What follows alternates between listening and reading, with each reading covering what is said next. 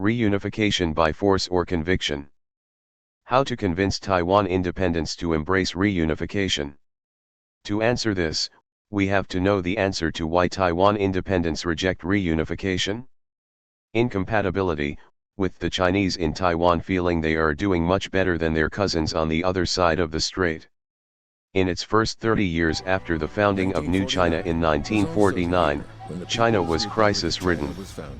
First, there was the economic disaster from the failed Great Leap Forward.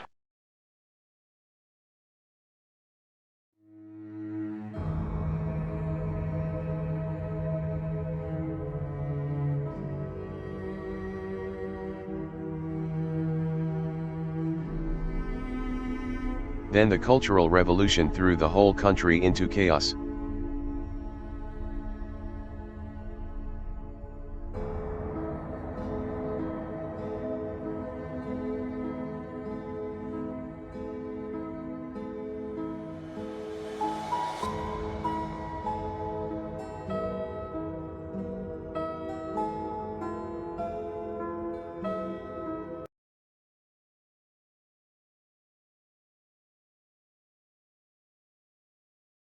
Meanwhile, Taiwan was doing better through its good relationship with the US.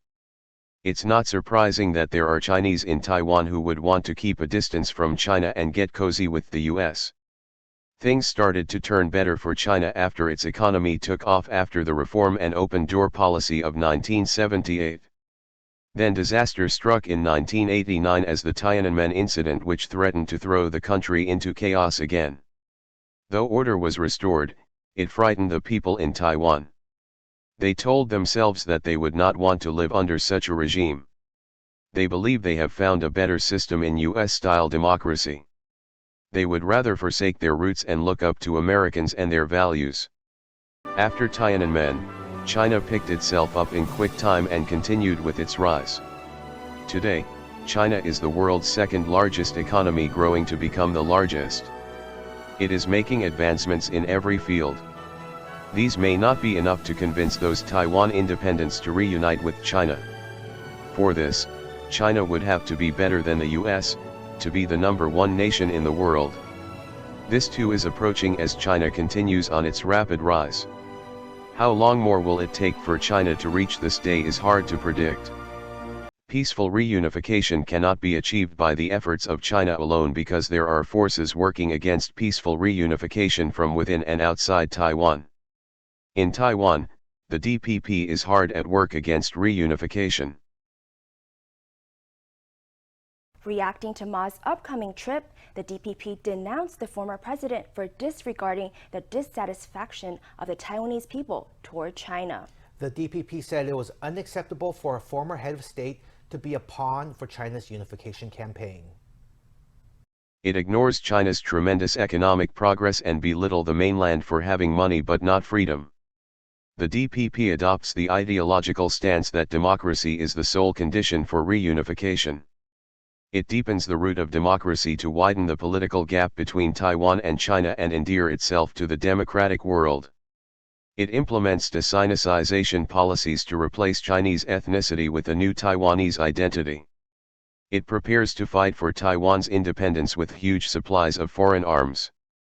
These make it hard for reunification by conviction. External forces working against reunification.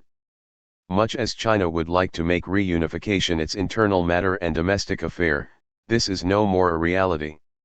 More foreign powers are getting more involved in the China-Taiwan reunification issue. Many countries do not officially recognize Taiwan as a nation and have no diplomatic relations with it. Many also declare that they do not support Taiwan's independence. But to those US-led democracies, that's only lip service expressed with strategic ambiguities. We do not support Taiwan independence. We remain opposed to any unilateral changes to the status quo by either side. We continue to expect the peaceful resolution of cross-strait differences. In reality, they openly challenge China's sovereignty over Taiwan and treat it as a de facto nation.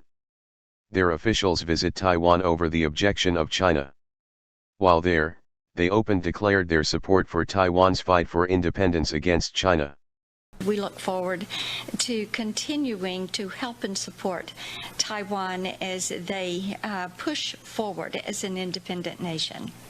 They sell huge amount of arms to Taiwan, the US being the largest of them all.